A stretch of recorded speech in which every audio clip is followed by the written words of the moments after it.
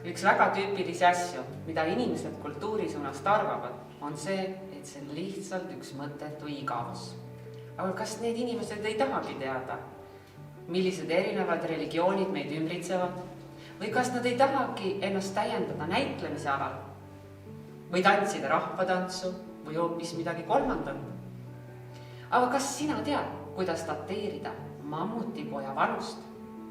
Või millisest ajastust on just pärit see väike kivikild? Kas see, mida me igapäevaselt teeme, on ikka moraalne? Kas tead, kuidas meie aju ehitatud on ja miks pole kasu eelmisel õhtul kontrolltööks õpitust?